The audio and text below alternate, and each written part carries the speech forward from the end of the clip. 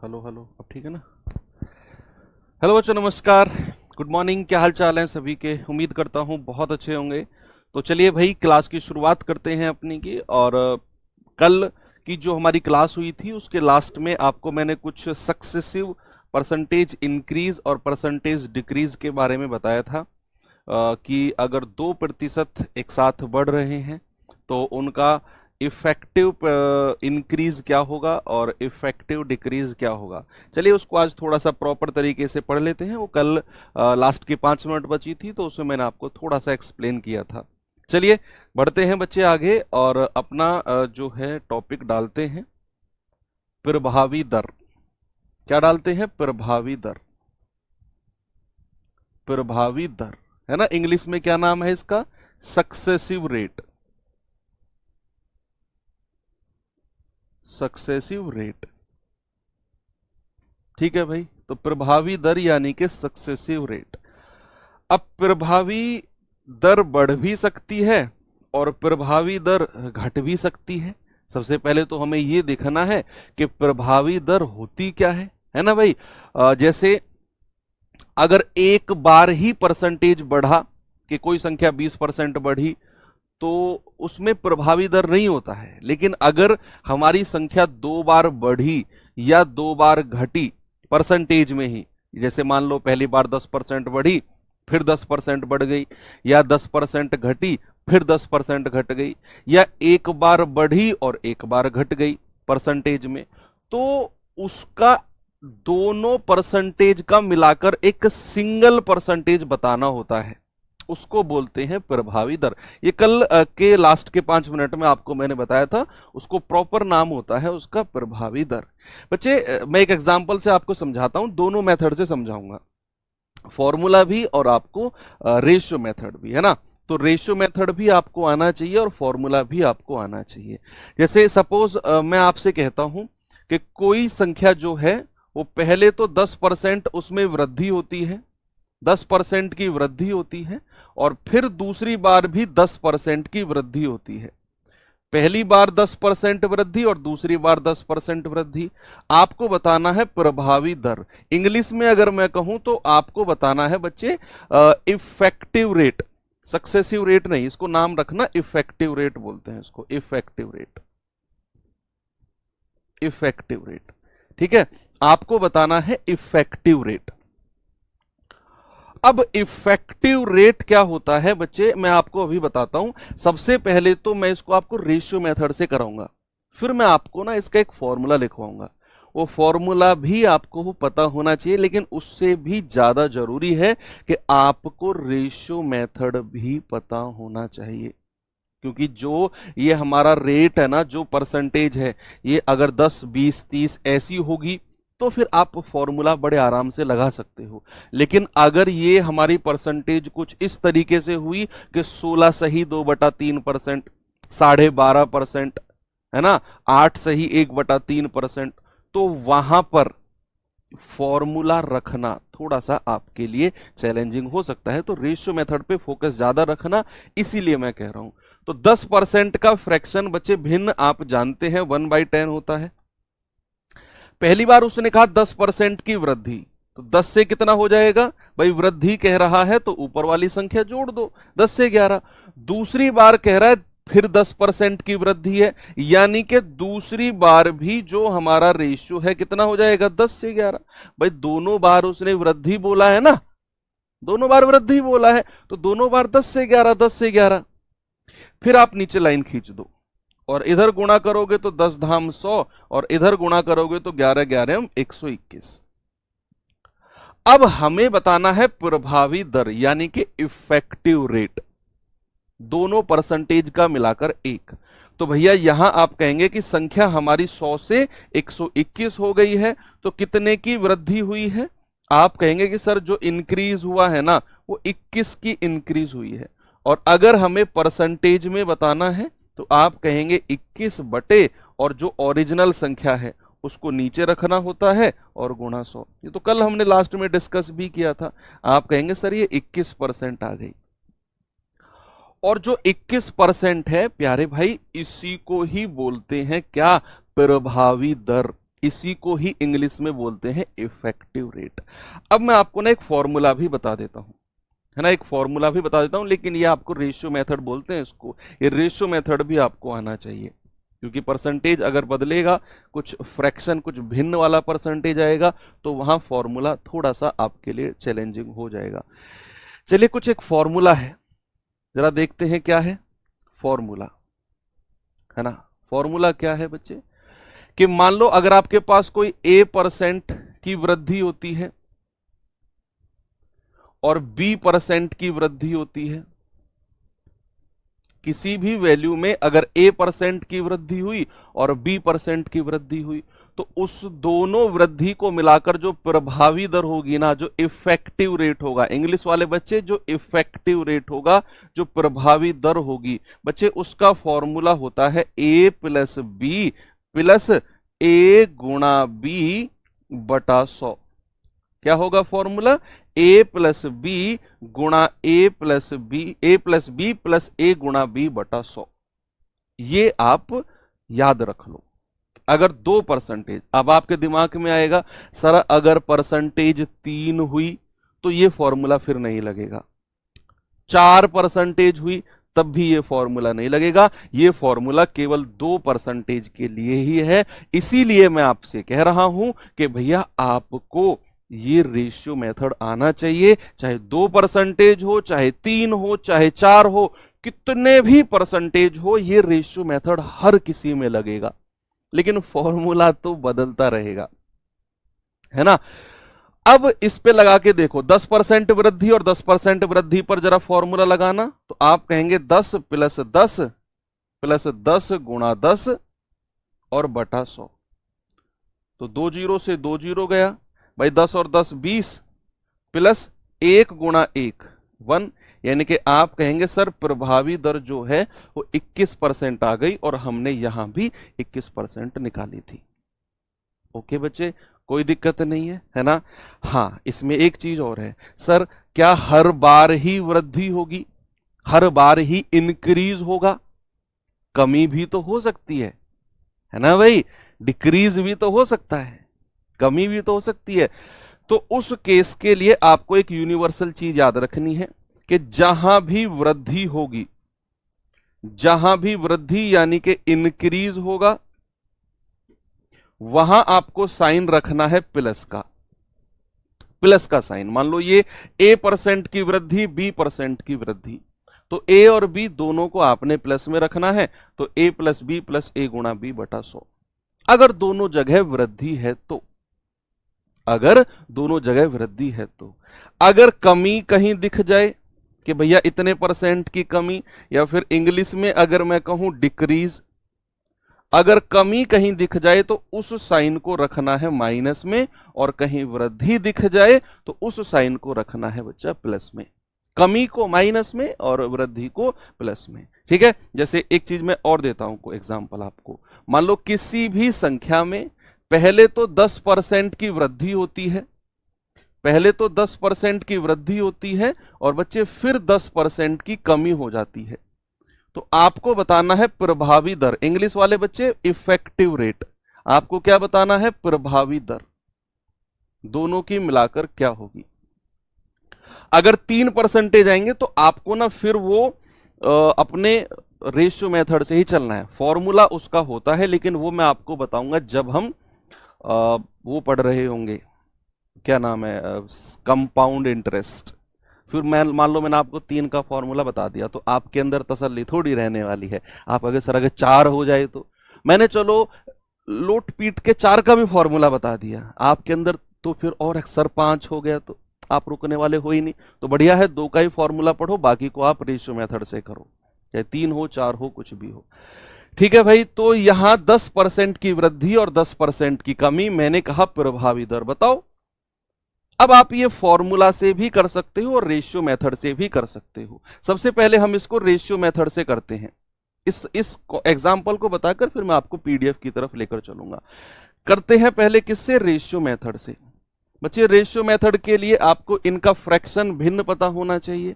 तो 10% का फ्रैक्शन होता है 1/10, होता है कि नहीं, यस।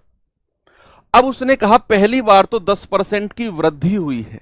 बच्चे जब भी वृद्धि होती है तो हमारा जो रेशियो है वो 10 में 1 बढ़ के कितना हो जाता है, 11 होता है कि नहीं। लेकिन अब जो दूसरी बार यहां हुआ है वो 10% की कमी है। तो बच्चे 10% की कमी का मतलब है कि हमारा जो रेशियो है वो 1 माइनस होगा। तो 10 में से 1 कम होकर कितना होगा, 1 हो जा सॉरी 9 हो जाएगा। इधर गुणा करेंगे 10 धाम 100, इधर गुणा करेंगे 11 नाम 99। तो भैया हमारी संख्या 100 से 99 हुई है, कमी आई है या बढ़ी है? सर 100 से 99 हुई है तो कमी आई है ना। कितने की कमी, 1 की कमी हुई है सर। और परसेंटेज में अगर हमें निकालना है तो 1 बटा और नीचे हमेशा ओरिजिनल को रखते हैं और गुणा 100। तो आप कहेंगे कि सर 1% की कमी। क्या कहेंगे मेरे भाई, आप कहेंगे सर 1% की कमी। लेकिन अगर आपको ये हमें फॉर्मूला से करके दिखाना पड़े तो फॉर्मूला से बच्चे आप क्या और कैसे कर सकते हैं? आप जानते हैं कि 2% अगर दी हुई है तो हमारा इफेक्टिव रेट यानी कि प्रभावी दर जो होती है उसका फॉर्मूला होता है a प्लस बी प्लस ए गुणा बी बटा 100। ये तो आप यूनिवर्सल याद रखना, a प्लस बी प्लस ए गुणा बी बटा 100। लेकिन जो हमारा वृद्धि है वो प्लस में रखना है, जो कमी है उसको माइनस में। तो 1 को तो प्लस में रख दो, प्लस का 10, और कमी वाले को माइनस में रख दो तो माइनस का 10, प्लस इसको प्लस में रखेंगे 10 गुणा और इसको माइनस में रखेंगे माइनस का 10 और बटा 100। क्या किया मैंने, एक 10 को तो प्लस में रखा, वृद्धि वाला था, और दूसरे 10 को माइनस में रखा क्योंकि कमी वाला था। यहां भी एक 10 प्लस में और एक 10 को माइनस में ब्रैकेट में बंद कर दिया। अब आप कहेंगे कि सर 10 में से 10 गया, ये तो 0 आ गया, प्लस 2 0 से 2 0 गया, ये आ जाएगा माइनस का 1, यानी कि ये आ जाएगा ओवरऑल -1। भाई प्लस और माइनस मिलके माइनस बनाते हैं, और माइनस का मतलब मैंने आपको बताया है क्या होता है, 1% की कमी। माइनस का मतलब क्या होता है, माइनस का मतलब है 1% की कमी। आपका बिल्कुल सही जवाब है। ओके, चलो इतनी कहानी आपको क्लियर है। अब आप तैयार हैं अपने जो हमारा टाइप 7 चल रहा था उसके नेक्स्ट क्वेश्चन के लिए। एसएससी जीडी 2023 का पूछा गया सवाल है बच्चे, जल्दी से मुझे आंसर बताओ। आप इसे रेशियो मेथड से भी कर सकते हो और आप इसे फॉर्मूले से भी कर सकते हो।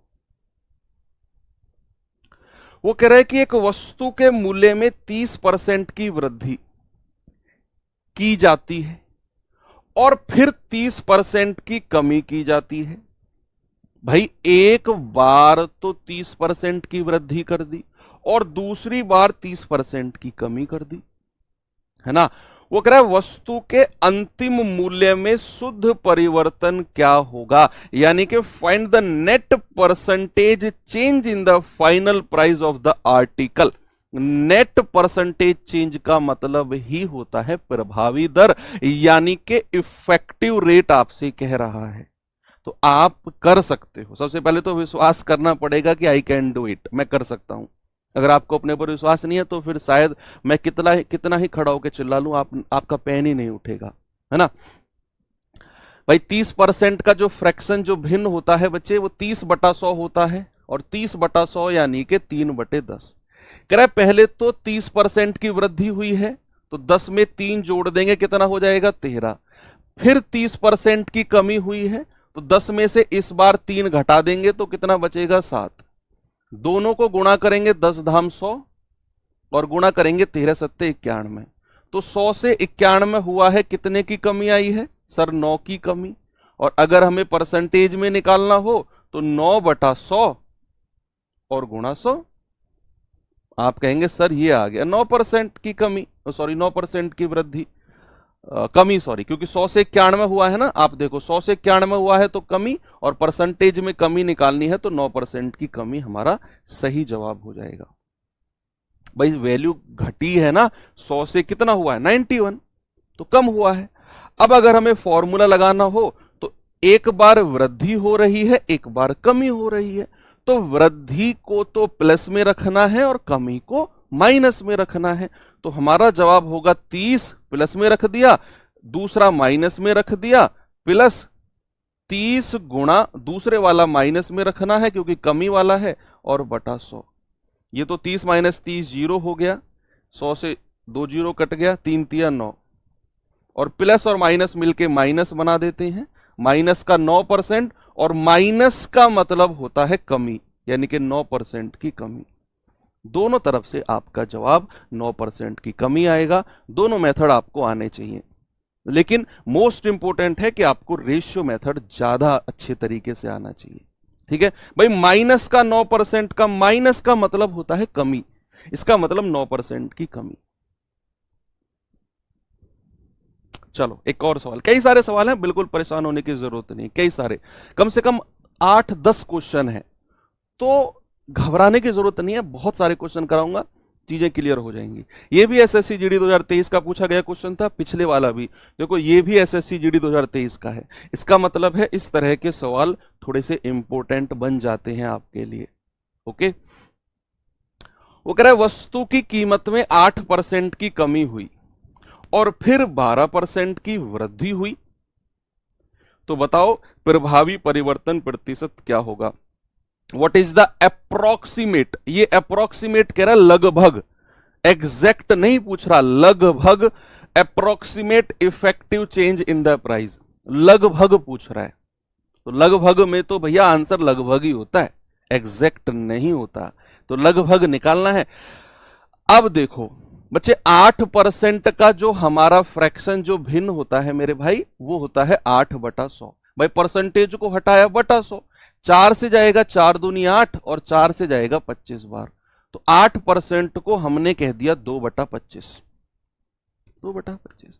दूसरा है कि 12%, अब 12% का फ्रैक्शन क्या होता है भाई, ये होता है 12/100, 4 से जाएगा 4 तिया 12 और 4 से जाएगा 25 बार, ये 3/25 आ गया।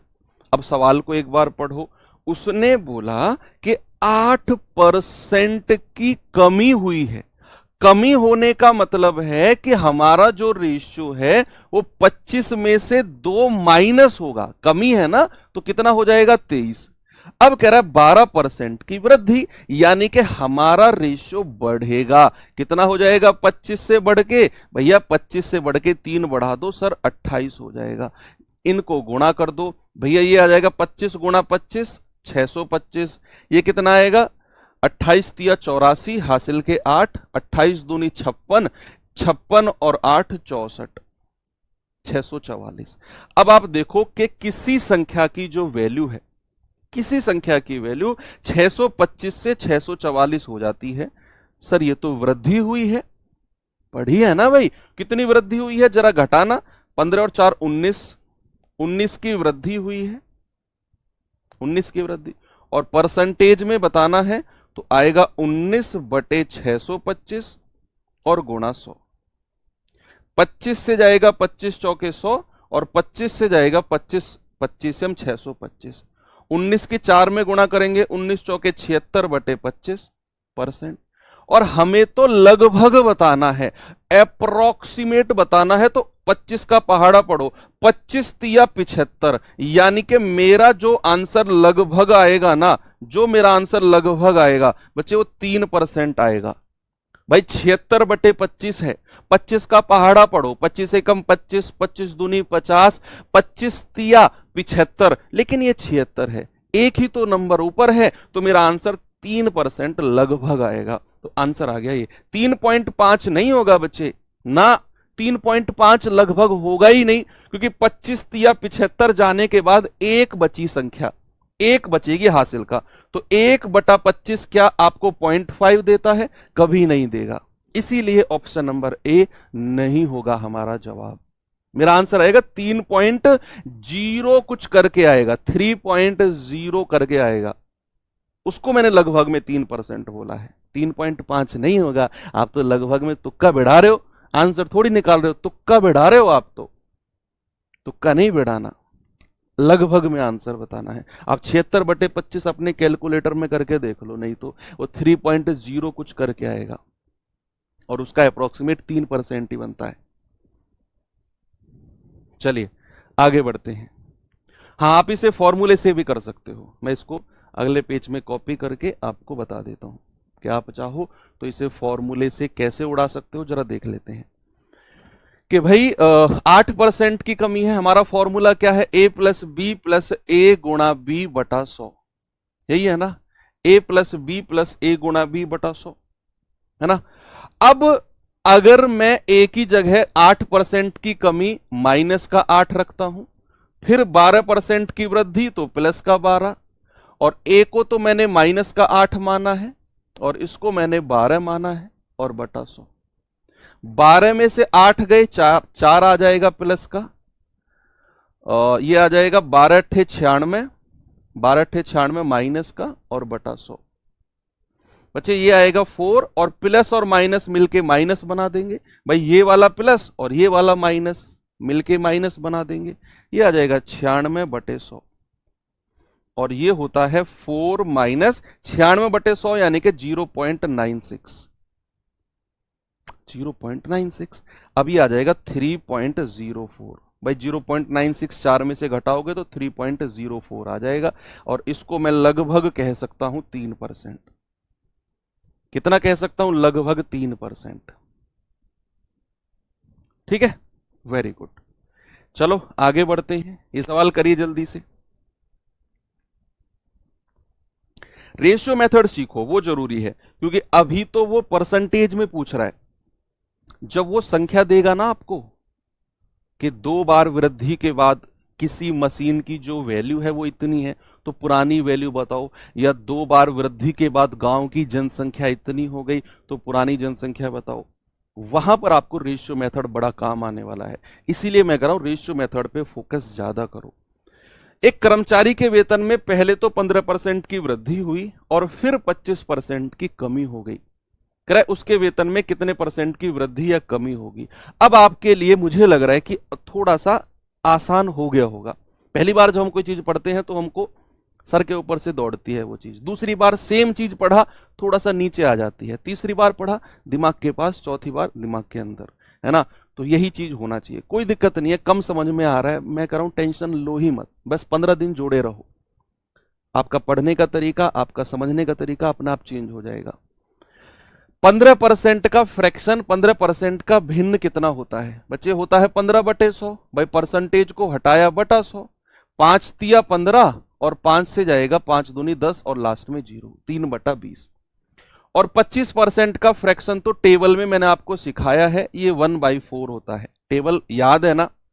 चलो सीरियसली बताना, सीरियसली देखो, मैं आपको देख नहीं पा रहा हूं, आप झूठ बोलोगे तो भी मैं आपका कुछ नहीं कर सकता, सच बोलोगे तो भी कुछ नहीं कर सकता, लेकिन ईमानदारी से बताना कितने ऐसे लोग हैं जिन्होंने उस परसेंटेज को लिख कर और टेबल के सामने चिपका दिया है और उसको रिवाइज करके याद कर रहे हैं। ईमानदारी से थम्स अप करके बताना वो लोग जो ऐसा फॉलो कर रहे हैं जिस तरीके से मैंने बोला है। ठीक है, आगे बढ़ते हैं। उसने कहा 15% की ना वृद्धि होती है, इंक्रीमेंट बढ़ा तो वृद्धि हुई है तो प्लस होगा, 20 में कितना 3, तो रेशियो हो जाएगा 20 से 23। फिर दूसरी बार करा 25% की कमी, यानी कि इस बार माइनस होगा, 4 में से 1 घट गया, कितना 3 हो जाएगा। गुणा करके आंसर निकाल दो कि भैया ये हो जाएगा 20 चौके 80 और 23 तिया 69।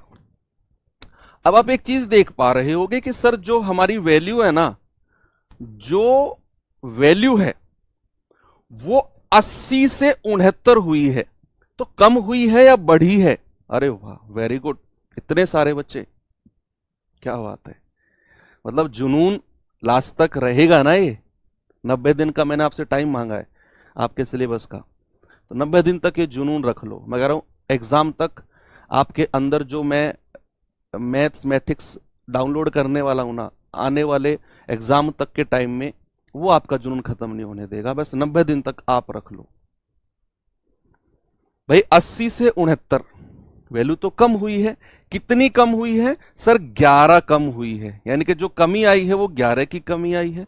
और अगर मुझे परसेंटेज में कमी निकालना है तो 11/80, ओरिजिनल को हमेशा नीचे रखना है, और गुणा 100। भाई 20 से जाएगा 20 चौके 80, और ये 20 से जाएगा 20 पंजे 100। 11 की 5 में गुणा करेंगे, 11 पंजे 55/4%। तो जरा बताना कितना जाएगा? 4 एकम 4, 1, 4 तिया 12, 13 पॉइंट कुछ, 13 पॉइंट, ये भी नहीं है, ये भी नहीं है, ये भी नहीं है, यही आंसर है 13.75%। ऑप्शन पे नजर रहनी चाहिए, एक ऑप्शन पे एक नजर रहनी चाहिए। मैंने देखा यार ये 13 पॉइंट है, अब पॉइंट के बाद क्या आएगा मैं वो निकालूं, इससे बढ़िया है मैं ऑप्शन देख लूं कि 13 पॉइंट पर कौन सा आंसर जा रहा है। सर एक ही आ रहा है, 13.75 की कमी, यही मेरा आंसर होगा। बाकी कोई तो 13 पॉइंट पर है ही नहीं, है ना भाई? सही बात है ना? Very good. चलो ये सवाल करो तो जल्दी से आंसर बताओ मुझे।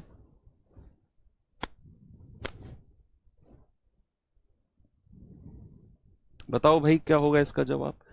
सवाल है, एक संख्या में 10% की वृद्धि की जाती है और फिर 10% की कमी की जाती है, फिर 20% की वृद्धि की जाती है, तो बताओ शुद्ध परिवर्तन। मैंने 3% जोड़ दिए। अब आपको मजा आएगा, अब खुद से आप करोगे ना, मैं गारंटी ले रहा हूं भाई आपको वास्तव में मैथ्स पढ़ने में मजा आएगा। लेकिन आप खुद से करने चाहिए सवालों को। ये 3 चीज आपको दे दी, तीनों के फ्रैक्शन, तीनों के भिन्न उंगलियों पर रटे होने चाहिए। कि अगर 10% बोला है तो 1/10, अगर 20% बोला है तो 1/5, ये आपको पता होना चाहिए। अब 3 का है, 3 को रेशियो से करेंगे, मैं इसका कोई फॉर्मूला आपको नहीं लिखवाऊंगा, वो हम चक्रवर्ती ब्याज में जब 3 बार दर लगेगी वहां सीखेंगे। यहां तो आपको सिंपल ये उससे करना है, रेशियो से।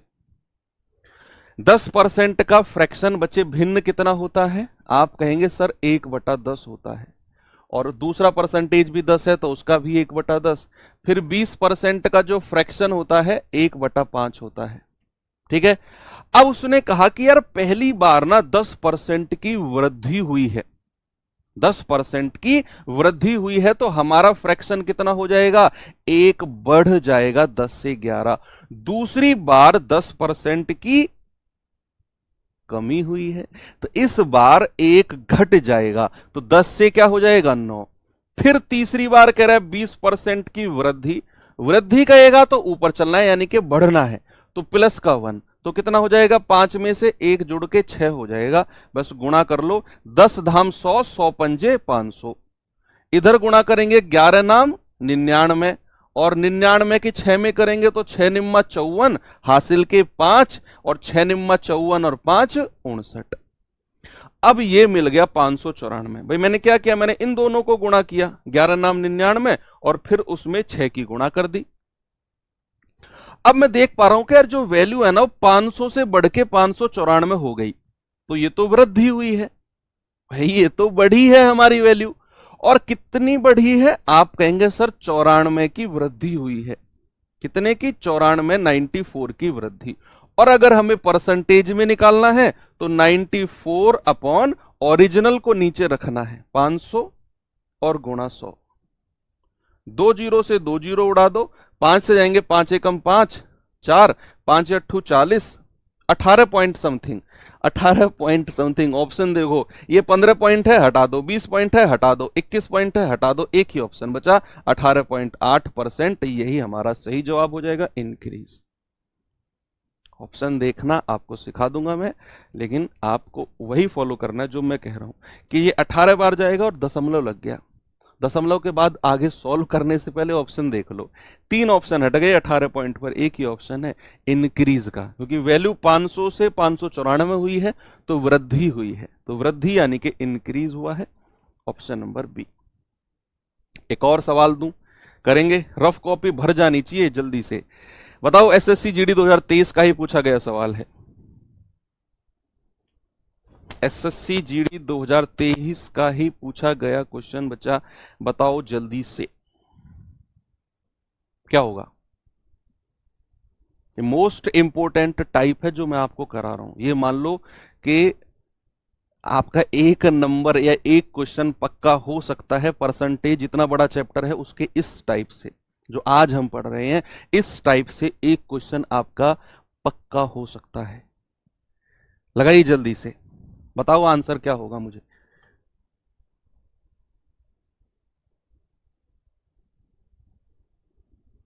क्या उत्तर होगा बच्चा, जल्दी से बताएंगे।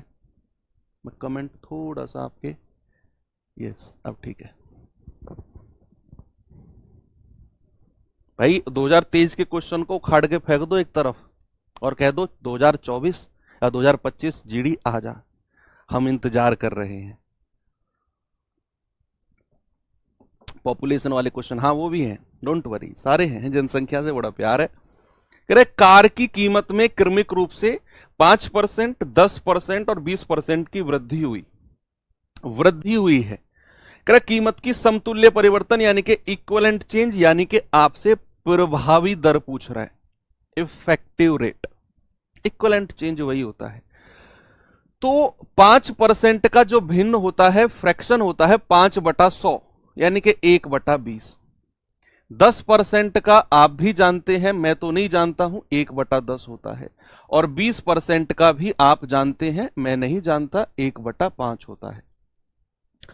उसने कहा तीनों बार 5%, 10% और 20% तीनों बार वृद्धि हुई है, इंक्रीज हुई है वैल्यू, यानी कि हमें बढ़ाना है। तो भैया पहला फ्रैक्शन कितना हो जाएगा, सॉरी रेशियो 20 में 1 बढ़ के 21 हो जाएगा। दूसरा रेशियो भी बढ़ेगा तो 10 में 1 बढ़ के 11 हो जाएगा। और तीसरा रेशियो भी बढ़ेगा, 5 में 1 बढ़ के 6 हो जाएगा। गुणा करके जल्दी से आंसर बता दो कितना बनेगा भाई। 20 धाम 200, 20 धाम 200 और 200 पंजे 1000, ये तो हो गया 1000।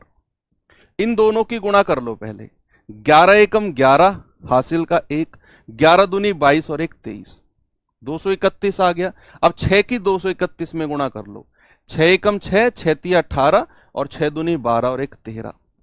अब आप यहां एक चीज देख पा रहे हो कि यार जो वैल्यू है ना वो 1000 से बढ़ के 1386 हो गई। भाई वृद्धि हुई है कितने की, भाई इसमें से ये घटाओगे तो 386 की वृद्धि हुई है, 386 की वृद्धि। और अगर हमें परसेंटेज में बताना है तो 386 बटा 1000 और गुणा 100 है भाई। 2 जीरो से 2 जीरो गया, यानी कि हमारा आंसर आ गया 386 बटा 10, 38.6। आप देखो 38 से थोड़ी सी ज्यादा कौन सी संख्या है, ये मत कहना कि सर ये तो हमें बटे में दिया हुआ है, फ्रैक्शन में। आपने 386 बटे 10 को पॉइंट में क्यों लिखा, आपका समय बचाने के लिए। आप इसको 2 से काट सकते हो, 2 पंजे 10 और 2 से ऊपर काट सकते हो, फिर फ्रैक्शन में लिख सकते हो, 2 स्टेप बढ़ जाएंगे आपके। लेकिन मैंने 386 बटे 10 को 38.6 कहा, मैंने कहा आपका जवाब 38 से थोड़ा सा ज्यादा होगा। तो ये तो 34 सही 4/5 है, तो हो ही नहीं सकता मेरा आंसर। ये 32 सही 1/5 है, 3 किलोमीटर दूर फेंक के मारो इसे। तो 33 सही 3/5, इसे भी फेंक के मारो दूर। 38 सही 3/5, कितना प्यारा सा जवाब है, 38 सही 3/5। और मेरा आंसर 38.6 है, यही मेरा जवाब होगा, ऑप्शन नंबर सी। अब या तो आप खामा खा का टाइम वेस्ट कर लेते अपना, इसको 2 से काट के फिर फ्रैक्शन भिन्न भिन्न वगैरह बनाते और जमा जमा कर अपना आंसर लिखते, या आपने 38.6 कहा और ऑप्शन नंबर सी तुरंत लगा दिया। नहीं तो आप कह सकते हो 386 बटे 10 को, भाई 386 बटा 10 है तो 2 से कटेगा, 2 पंजे 10, 2 से जाएगा आपका 193 बार, 5 तिया 15 हासिल का 4, 5 या 40 हासिल का 3, 38 सही 3/5 आ गया ना, 38 सही 3/5। ये हमने यहां पे आपको प्रूव भी कर दिया। चलो आगे बढ़ते हैं। ये सवाल बताओ भाई जल्दी से, बताओ बताओ बताओ क्या जवाब होगा इसका।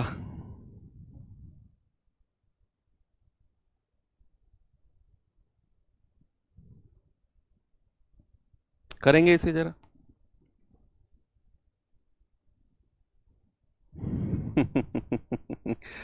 शुरू मजबूरी में किया था, मजा आ रहा है, अरे फिल्मी रुक जा। समझा? एक संख्या को पहले 20% घटाया गया और फिर 10% बढ़ाया गया।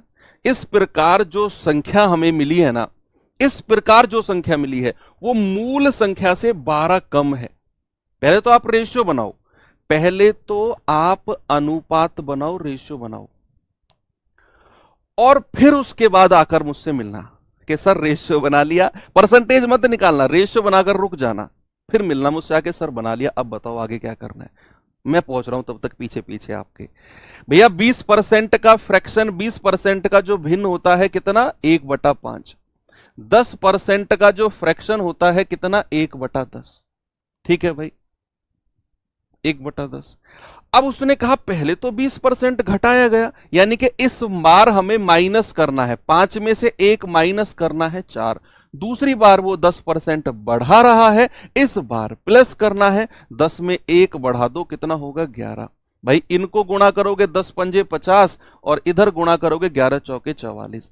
मैंने आपको एक बात बताई, जो इधर वाली संख्या होती है ये ओरिजिनल होती है, यानी कि इसको मैं कह सकता हूं मूल संख्या है। मूल मतलब होता है ओरिजिनल, इंग्लिश वाले बच्चे ओरिजिनल। और इधर वाली जो संख्या होती है वो न्यू, यानी कि वो नई संख्या होती है। अब आपसे बोला है कि इस प्रकार जो हमें प्राप्त संख्या है ना 44, जो हमें नई संख्या मिली है, वो हमारी मूल संख्या से 12 कम है। अब मेरी मूल संख्या तो 50 थी, नई संख्या 44 है। भैया कितनी कम है ये? आप कहेंगे सर रेशियो में तो 6 कम है। भाई ये मूल संख्या से जो मेरी नई संख्या है अनुपात में तो 6 कम है, लेकिन सवाल ने कहा भाई साहब 12 कम है। इसका मतलब है मैं कह सकता हूं कि 6 यूनिट का मान होगा 12। 6 कम को 12 कम के बराबर कर देंगे तो 6 यूनिट का मान 12। 1 यूनिट की वैल्यू हो जाएगी 12/6 यानी कि 2। 1 यूनिट की वैल्यू अगर 2 आ गई, आपसे कह रहा है मूल संख्या क्या है, वो तो 50 यूनिट है। तो 50 गुणा 2, आप कहेंगे सर जो मूल संख्या है ना वो 100 है। एक वो नंबर जितनी ये भेंट होती है, 100 रुपए मिलती है, कभी दे के जाते हैं मामा? नहीं दे के जाते, इग्नोर ही करते हैं। और खुश नसीब होते हैं बेटा वो लोग, मामा जिनको भेंट दे के जाते हैं। हमें तो नहीं मिली आज तक। एसएससी जीडी 2023, बताओ जल्दी से क्या जवाब होगा।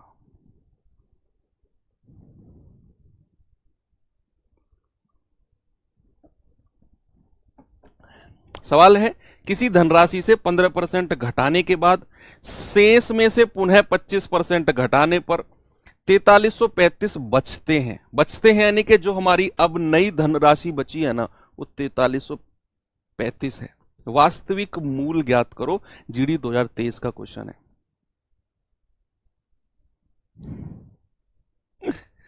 बताओ भाई, आते ही नहीं है मामा। क्या बात है। देखो 15% का फ्रैक्शन, 15% का भिन्न कितना होता है बच्चे? अभी थोड़ी देर पहले लिखवाया था 3/20। 15/100 यानी कि 3/20।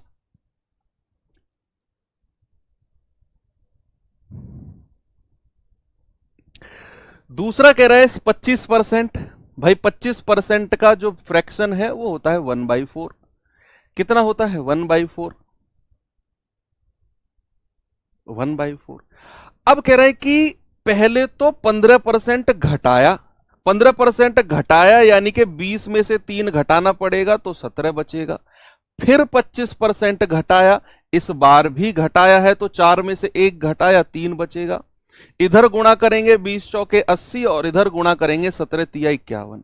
ये तो मेरी मूल संख्या है ओरिजिनल, और ये मेरी नई संख्या है। आपसे कह रहा है कि पहले 15% घटाने पर और फिर 25% घटाने पर हमें 4335 रुपए बचते हैं।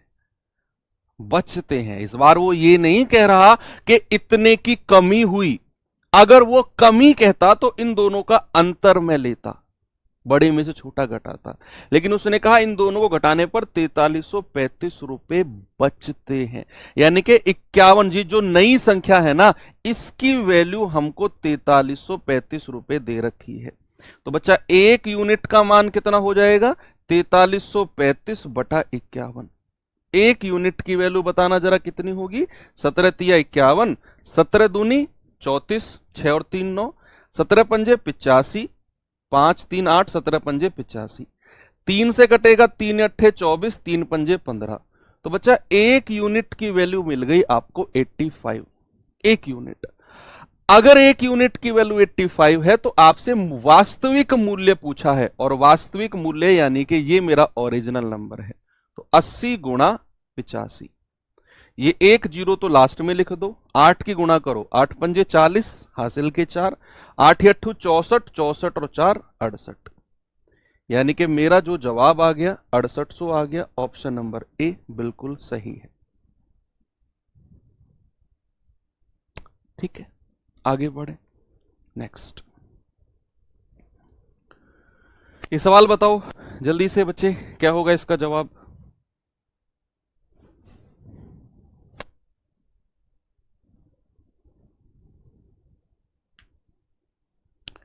बताओ भाई जल्दी से जवाब क्या होगा। सवाल है, एक वॉशिंग मशीन का मूल्य 25,000 रुपए है।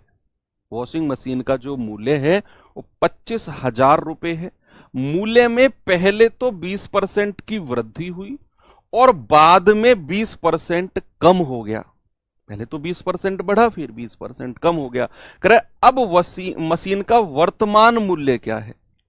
वर्तमान का मतलब क्या है, आप वर्तमान मूल्य से क्या समझते हो, what do you mean by present value. इसका मतलब है बच्चे कि 25,000 में अगर आप उसे पहले खरीद कर लाए थे ना, फिर आपने 20%, 25,000 उसकी ओरिजिनल कीमत है, मूल कीमत 25,000 है, फिर आपने 20% की वृद्धि की उसकी कीमत में, फिर आपने 20% कम किया, और ये दोनों होने के बाद जो उसकी अब कीमत बनी है, नई कीमत, उसको बोला है वर्तमान मूल्य, प्रेजेंट कॉस्ट, नई कीमत को, है ना। ये 25,000 तो उसका ओरिजिनल मूल कीमत है।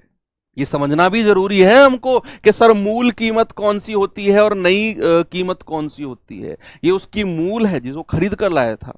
2% चेंज किए और वर्तमान, अब 2% के बाद उसकी कीमत क्या होगी जरा देखते हैं। सबसे पहले 20%, फ्रैक्शन कितना होता है 1/5, फिर हमें 20% उसका भी फ्रैक्शन 1/5 होता है। भाई सवाल में आपसे बोला गया है कि पहले तो 20% की वृद्धि की, वृद्धि का मतलब है 5 से रेशियो बढ़ाकर 6 कर दिया, फिर 20% की कमी कर दी, यानी कि इस बार 5 से 1 घटाकर 4 कर दिया। गुणा करना जरा, 5 पूरे 25 और 6 चौके 24, यानी कि ये तो उसकी मूल कीमत, ओरिजिनल कीमत है जिसमें वो खरीद कर लाया था, और ये उसकी नई कीमत है अब जो हो चुकी है। उसकी तो मूल कीमत दे रखी है 25,000, यानी कि मैं ये कह सकता हूं कि 25 यूनिट की जो वैल्यू है वो 25,000 है। तो प्यारे भाई एक यूनिट की वैल्यू कितनी हो जाएगी, 25,000 बटा 25, 25 से 25 गया, ये आ गया 1,000। तो नई कीमत कितनी है जो वो पूछ रहा है, वर्तमान कीमत 24 यूनिट, यानी कि 24 गुणा 1,000। आप कहेंगे सर नई कीमत है 24,000। ऑप्शन नंबर ए हमारा सही है, 24,000। अब तो ये बच्चों वाले क्वेश्चन आपके लिए हो गए होंगे। ये करिए सवाल पहले,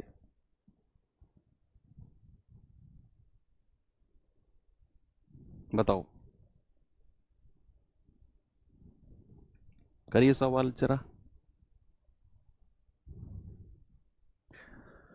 सवाल है, एक मोबाइल फोन 15,500 रुपए में खरीदा गया, ये उसकी ओरिजिनल कीमत है, इतने में तो वो खरीदा गया है। कह इसके मूल्य में 20% प्रति वर्ष का मूल्य ह्रास होता है। मूल्य ह्रास का मतलब होता है बच्चे कमी, क्या होता है? कमी। इंग्लिश में अगर कहें डेप्रीशिएट, डेप्रीशिएट का मतलब होता है किसी चीज की वैल्यू को कम करना, डेप्रीशिएशन बोलते हैं ना, डेप्रीशिएशन यानी कि कम करना। वो कह रहा है 20% की दर से हर साल उसका जो मूल्य है वो कम होता है। कह रहा है बताओ 2 साल के बाद इसका मूल्य कितना होगा? ये आप मुझे बताओगे इसका जवाब। मेरी बात सुनो, आप कोई मोबाइल फोन लेकर आए जिसकी कीमत 15,500 रुपए है। अब 1 साल बाद आप उसे किसी को बेचोगे, क्या 15,500 में बेच दोगे किसी को? सच बताना, कोई ले लेगा 15,500 में? नहीं, कम में लेगा। भाई कोई भी चीज ऐसी आप मशीन वगैरह खरीद कर लाते हो, गैजेट वगैरह लाते हो, लैपटॉप, टैबलेट, आपका मोबाइल फोन, कुछ भी XYZ ला रहे हो, कीमत तो घटती है हर साल, बढ़ती नहीं है। तो आप पता चला कि यार 1 साल बाद इसकी कीमत 20% घट गई, जितने में मैं लाया था 20%, और हर साल 20% घट रही है। अगली साल की बात करूंगा फिर 20% घट जाएगी, फिर अगले साल की बात करूंगा फिर 20% घट जाएगी। तो कह रहा है बताओ 2 साल बाद कीमत क्या होगी? जितने वर्ष वो कहेगा ना, जितने वर्ष वो कहेगा। भाई यहां तो हमको साफ साफ दिया हुआ है कि 20% की जो कमी है ना बच्चे, वो प्रति वर्ष उसकी हो रही है, प्रति वर्ष, ईच ईयर, और उसने बोल दिया 2 साल। तो हमें ये 20% की कमी 2 बार करनी पड़ेगी। भाई 2 साल कह दिया ना, तो 20% की कमी 2 बार, जितने साल बोलेगा उतनी बार करनी है। 3 साल कहेगा तो 3 बार, 4 साल कहेगा तो 4 बार, है ना। 2 साल कहा तो 2 साल 2 बार कमी करनी है। फ्रैक्शन तो 1/5 होता है, ये तो दुनिया जानती है। तो पहली बार हमारा रेशियो कितना हो जाएगा बच्चा? 5 में 1 कम कर दो 4 हो जाएगा। दूसरी बार भी हमारा रेशियो 5 में 1 कम कर दो 4 हो जाएगा। गुणा करना जरा 25 और गुणा करना जरा 100। ये उसकी मूल कीमत थी जितने पे वो खरीद कर लाया था, और ये उसकी 2 साल बाद कीमत बची है 16। 2 साल बाद कितनी कीमत बची है? 16। अब उसने कहा भैया 15,500 में तो खरीद कर लाया था, तो 25 यूनिट की वैल्यू कितनी है? 15,500। 1 यूनिट का मान कितना हो जाएगा? 15,500 बटे 25। भाई 25 छिक्के 150, 5 25 दूनी 50, 0। 1 यूनिट का मान 620, तो 16 यूनिट का मान कितना होगा? 16 गुणा 620, तो 0, 16 दूनी 32, हासिल का 3, 16 छिक्कम 96, 96 और 3 99। आपका जवाब होगा सर 2 साल बाद जो उसकी कीमत बचेगी वो 9920 बचेगी। कितना? 9920। Very good. ये सवाल करिए।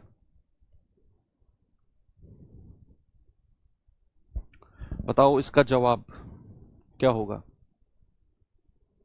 जनसंख्या वाले जो क्वेश्चन है ना, वो उनको मैं अलग ही टाइप बनाऊंगा। आपका कल जो हम करेंगे वो जनसंख्या वाले ही क्वेश्चन करेंगे, एक टाइप में अलग, 5 से 6 क्वेश्चन जो अलग अलग टाइप के बनते हैं।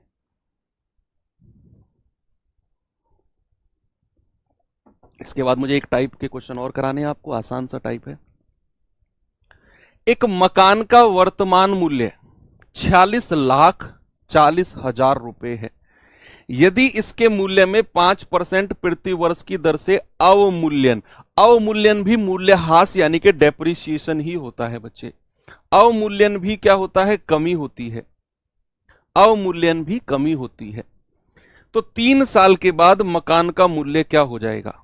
बताओ भाई। आज अगर मकान की कीमत 46,40,000 रुपए है, और मैं ये जानता हूं कि हर साल 5% अवमूल्यन यानी कि डेप्रिसिएशन यानी कि कमी हो रही है, तो 3 साल के बाद कीमत क्या बचेगी? पिछले क्वेश्चन की तरह है, इस बार यहां 5% और 3 साल बोल दिया बस, तो 3 बार हमको कमी करनी पड़ेगी। हम ये जानते हैं कि 5% का फ्रैक्शन भिन्न होता है बच्चा 5/100 यानी कि 1/20, और उसने 3 वर्ष बोला है। 3 वर्ष का मतलब क्या होगा कि हमको 3 बार, हमको क्या करना है? हमको 3 बार कमी करनी पड़ेगी। 3 बार कमी करनी पड़ेगी। पहली बार तो हो जाएगा 20 से 1 घटा दो 19, फिर दूसरी बार 20 में से 1 घटा दो 19, और फिर तीसरी बार 20 में से 1 घटा दो 19। ये हमको करना है भाई। 2 दूनी 4, 4 दूनी 8, तो यहां लिख दो, और 1 2 3, 3 जीरो यहां लिख दो। 20 गुणा 20 गुणा 20 कैसे किया मैंने? 2 2 2 को आपस में गुणा किया, 2 दूनी 4 दूनी 8, 2 दूनी 4 दूनी 8, और 3 जीरो ये लिख दिया। 19 को थोड़ा सा आपने देखना है भाई। 19 गुणा 19 ये होता है 361, 361। अब इस 19 की गुणा कर दो, 19 एकम 19, हासिल का 1, 19 छिक्के 114 और 1 115, हासिल के 11, 19 तिया 57, 57 और 11 68। यस, यानी कि अगर ये मूल कीमत है, मूल कीमत अगर मकान की 8000 है, तो 3 साल बाद बचेगी 6859, 3 साल बाद। लेकिन हमें तो वर्तमान दे रखी है, ये रही भैया 46,40,000। तो क्या मैं कह सकता हूं कि इसका मान होगा 464 और 4 जीरो, तो एक यूनिट का मान कितना होगा? 464 4 जीरो बटे 8000। 3 जीरो से 3 जीरो उड़ा दो, 8 से जाएंगे 8 पंजे 40, 6 8 अट्ठू 64 और जीरो। एक यूनिट का मान आएगा 580। एक यूनिट की वैल्यू कितनी है? 580। तो 68 59 की वैल्यू कितनी होगी? 68 59 गुणा 580। ये आपको थोड़ा सा कैलकुलेट करना पड़ सकता है, ठीक है, भी करना पड़ेगा। इस जीरो को तो हटा दो, आप 6859 की 58 में गुणा करो, 6859 की 58 में, 58 में, जीरो को लास्ट में हम लगा देंगे अपने आंसर में। 8 नाम 72, हासिल के 7, 8 पंजे 40 और 7 47, 8 अट्ठू 64 और 64 और 4 68, 8 छिंग 48, 48 और 6 54, 5 नाम 45, 5 पूरे 25, 4 29, 5 अट्ठे 40, 2 42, 5 छंग 30 और 4 34, 2 7 5 12, 9 8 17 और 1 18, 4 2 6 और 1 7, 5 4 9 और 3, 397822, 397822, और ये जीरो हमने यहां लिख दिया। ये रहा हमारा ऑप्शन। यूनिट डिजिट से भी कर सकते थे कि 8 नाम 72 2, लेकिन फिर 2 ही ऑप्शन हट पाते, ये 2 तब भी बच जाते। ये पॉइंट नहीं है बच्चे, कॉमा है, इनको कॉमा कर लेना, पॉइंट नहीं है ये, कॉमा है। तो ऐसा क्वेश्चन भी एग्जाम में बनते हैं, आप देख लो, थोड़ी सी कैलकुलेशन जिनमें बनती है, ठीक है भाई। चलो, इतनी बात यहां तक आपको क्लियर है? कोई प्रॉब्लम किसी को नहीं है ना? तो चलिए बाकी खत्म कर देते हैं क्लास को, क्योंकि अगला टाइप अगर मैंने उठाया तो फिर उसमें 4-5 क्वेश्चन है, वो आज वैसे हो भी नहीं पाएंगे। कल मैं 2 टाइप के क्वेश्चन आपको कराऊंगा, आज ही सुन लो कौन कौन से क्वेश्चन होंगे। एक तो जनसंख्या से रिलेटेड क्वेश्चन कल हम करेंगे, जनसंख्या वृद्धि और कमी, और दूसरे हम क्वेश्चन करेंगे भिन्न वाले, कि किसी भिन्न के अंश में इतने % की वृद्धि कर दी, हर डिनोमिनेटर में इतने % की वृद्धि या कमी कर दी, तो नया फ्रैक्शन इतना हो जाएगा। ये 2 टाइप के क्वेश्चन तो है ही है। अगर ये हो गए तो फिर जो टाइम बचेगा उसमें हम कुछ नया देख लेंगे। ओके, तो ये पहला चैप्टर है परसेंटेज बचे, ये बड़ा चैप्टर है। देखो मैथ्स में ना कुछ बड़े चैप्टर हैं, मैथ्स में कुछ बड़े चैप्टर हैं जिनमें हमें क्लासेस ज्यादा लगेंगी। जैसे हमारा परसेंटेज हो गया, इसमें क्लासेस ज्यादा लगनी ही लगनी है, क्योंकि इसमें बहुत बड़ा चैप्टर है, तो इसमें क्लासेस 8-9 क्लास लगती, नॉर्मली लगती ही लगती हैं। दूसरा हमारा जो इसके बाद हम करेंगे प्रॉफिट लॉस और डिस्काउंट, इसमें भी हमारी क्लासेस ज्यादा लगेंगी, ये भी बड़ा चैप्टर है। फिर एक और बड़ा चैप्टर है जिसका नाम है हमारा टाइम स्पीड एंड डिस्टेंस, समय चाल दूरी, ये भी एक चैप्टर है जिसमें हमें टाइम लगता है, समय लगता ही लगता है इसमें। बाकी इनके अलावा जो हमारे चैप्टर्स हैं सब में 3 4 5 5 क्लास मैक्सिमम बाकी सब में लगेगी। ये 3 चैप्टर हैं जिनमें हमें टाइम लगेगा अर्थमेटिक में। एडवांस तो छोड़ दो, एडवांस में तो मेंसुरेशन बड़ा है, उसमें भी टाइम लगता है, और नंबर सिस्टम भी बड़ा है, उसमें भी टाइम लगता है। तो चलिए बाकी मिलते हैं बच्चे कल के सेशन में। इसी एनर्जी के साथ जुड़े रहो, और अगर भागे तो उसमें आपका नुकसान है, दुनिया का कोई दूसरा शख्स नहीं है जिसका नुकसान होगा, केवल और केवल आपका नुकसान है। अगर आप, ये बहुत सारे बच्चे कहते हैं ना कि सर मैं गरीब हूं, मैं गरीब हूँ सर, मैं पढ़ाई करनी है मुझे, मेरे घर वालों की स्थिति बदलनी है।